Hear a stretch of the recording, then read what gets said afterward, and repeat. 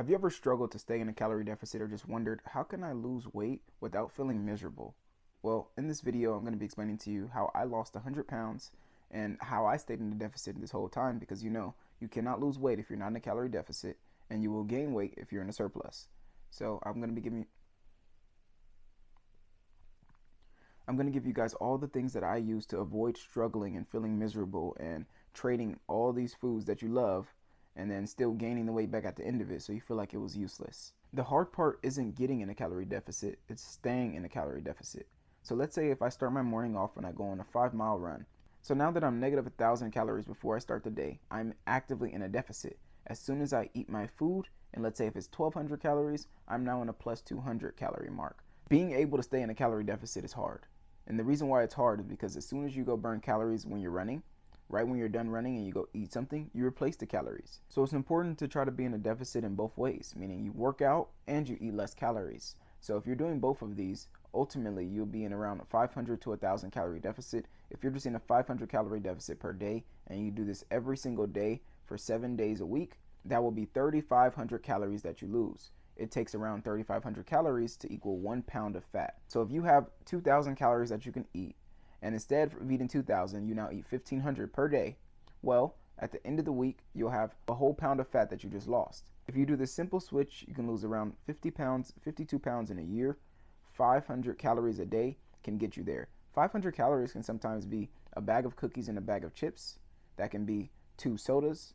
That can be eating more bread than you're used to, or eating more bread than you're supposed to, eating more carbs without tracking. And I never tracked any calories to lose 100 pounds. I was just going off my mind. Like, I knew if I just eat healthy foods and I worked out at least a little bit, I would obviously lose weight. But for my first 6 months, I never ate. My first 6 months, all I did was trade processed foods. Even if I go to the processed foods, I would make it the healthiest way possible. So if I go to McDonald's, I found out that McDonald's had salads. And I was like, oh, I never knew in 22 years that I've been alive that I didn't know that McDonald's had salads. And of course, it was more expensive than the cheeseburger. So, and they had a good chicken salad that they had, but I think they discontinued it. But my point is, you go to your healthy food spots and you start trading the bad foods for the good foods, and you start to fall in love with them. And that way you don't have to work out so much because you're eating healthy. For me, I like eating what I want, so I work out a lot. But it still will affect you. Whatever you eat affects you, and it does mold your body. Have you ever heard the term, you are what you eat? If so, say yes.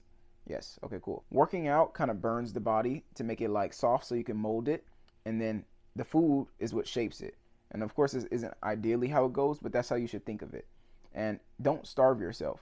Starving yourself is actually doing the opposite for you.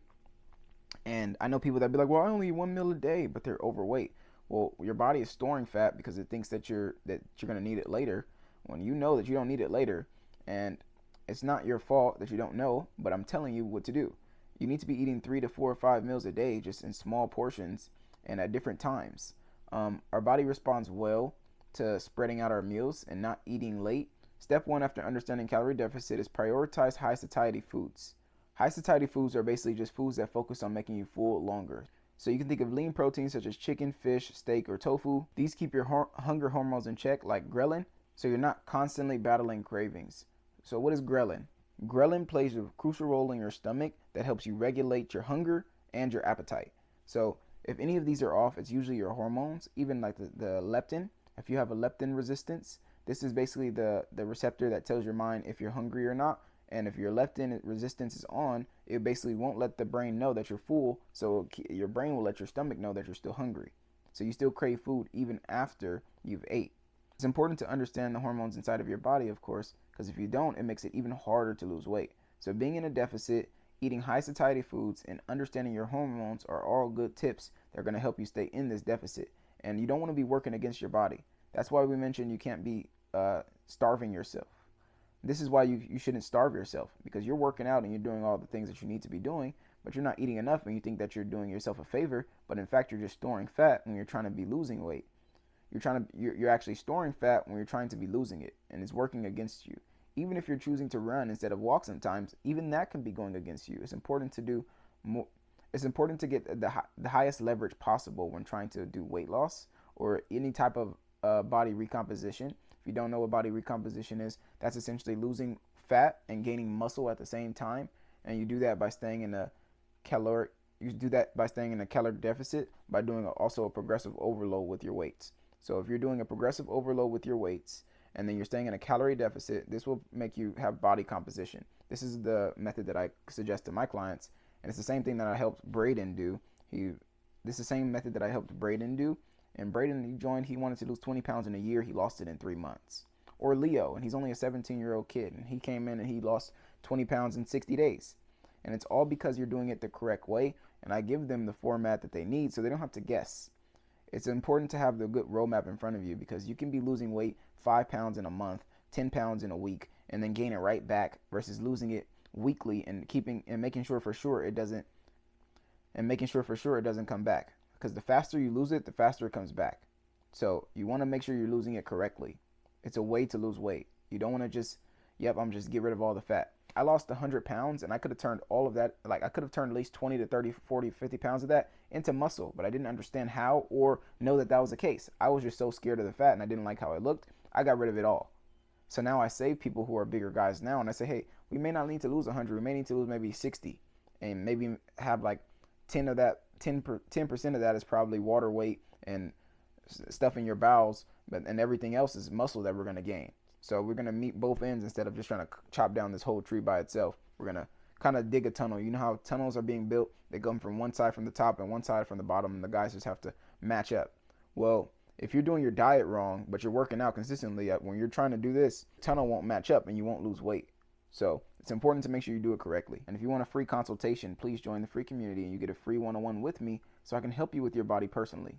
Next, what we need to do is start tracking without overwhelming ourselves. It's easier to track than you think. Like if you just say, okay, I had some chicken today, I had steak, and I had some bowl of Fruity Pebbles, and I had some noodles. Okay, put that all in a calorie tracker. You didn't have to do it at once. You do that one time, you kind of can remember, okay, I had all this. This is around 1,700 calories. I know I had sauce on mine, so let me add sauce. Do the guys have sauce on MyFitnessPal or whatever? And if you're an app like MyFitnessPal, reach out to me. MyFitnessPal or whatever app that you use to track your foods, and it's free, so I use that one. I have the paid version, but you only need the free. And literally just start tracking all your foods, so that way you can see, okay, maybe I am eating more than I thought I was. And if you can't do that, okay, you got to remember off the top of your head. You got to know, okay, I just ran 2 miles. That was only 300 calories, but I ate like 3,000 today, and my goal was supposed to be 2,500. I'm like 200 over, 300 over. I need to either go run or work out or do something to burn this, to be in this deficit. Because if not, each week you're going to make it harder for you to lose weight. Like if you have 17,000 calories in a week to lose, if you have 17,000 calories in a week, and on Monday you eat pizza, this doesn't kill you. It's when on Monday, Tuesday, Wednesday, Thursday, Friday you eat pizza, and then Saturday, Sunday you try to work it off. And it's not even still, if you Monday to Friday, if you're good, and then Saturday, Sunday you crash off, you can kill your whole week of progress in 2 days. Like if you have one cheat meal versus 2 cheat days, that's 2 different things. People think that they had a cheat meal when they're having a whole cheat day. Don't have a cheat day. I'm guilty of it too. I don't know why I keep smelling a chicken sandwich right now. It got me craving like a chicken sandwich, but like literally, it's always going to be cravings and hormones and all these things that's messing with your body. You don't want it working against you. If you want to give yourself the best chance, well, you need to do the best alternatives, such as finding someone who's done it before. You can confuse this for hunger. So dehydration can actually be confused as hunger. So make sure you're hydrated. If you can habit stack it, if you've never heard of Atomic Habits, you need to habit stack it. Meaning if you wake up in the morning and you're always thirsty, okay, put a glass of water by the bed so when you wake up you drink it, or a bottle of water so no particles fly in it, whatever you want to do. Or if you got a mini fridge like myself, and that's another tip, get a mini fridge and put healthy foods in it so that way you don't got to walk downstairs to get unhealthy foods. Pro tip right there. You would rather be lazy and go straight to your fridge and get something that you were supposed to eat anyway versus be uncomfortable and walk downstairs and get something that you don't feel like that you crave but you don't need. So if I'm craving something sweet, I'll try to get a fruit or something. And it doesn't happen all the time. Sometimes I go for the sweet. I'm like, I don't care. I'm eating it. I'm a human. And then what do? I go run it off later, or I go work out, or I feel like I earned it that day because I've just been working out. But it's not every day. And it's more so this 80-20. You can't kill yourself and just think. You can't just eliminate everything. It's impossible. If you want to do that, that's cool. That's not me. I want to live a normal life. I want to be able to go out with my friends and eat what I want. And I want to be able to eat pizza if I say I want to eat pizza. but it's just not an everyday thing. It's a lifestyle balance. So this is really about small sustainable steps that change over time. True change starts with awareness. And if you're still not aware that you have this problem, but you made it this far, click the link down below in the description. Click the link down below in the description and book a call with me. So that way we can get a one-on-one, and that way you can see where you're at, we can see where you're going, and you can have the best chance of getting there. If not, keep enjoying these videos. Subscribe if you want to see more like this. Keep enjoying these videos and like and subscribe if not, keep enjoying these videos. Keep enjoying these videos and keep enjoying these videos and keep enjoying these videos and try to transform your body by yourself. And it's very possible, because I did it as a 16-year-old male. I lost 100 pounds in 1 year, and it was very achievable, and it was very tough because I had no guidance, but it was willpower. And the person in the mirror that I looked at, when I looked in the mirror at the end of the journey, I was a different person, not just with the body, but in the mind as well. Don't just be fit now, be fit forever.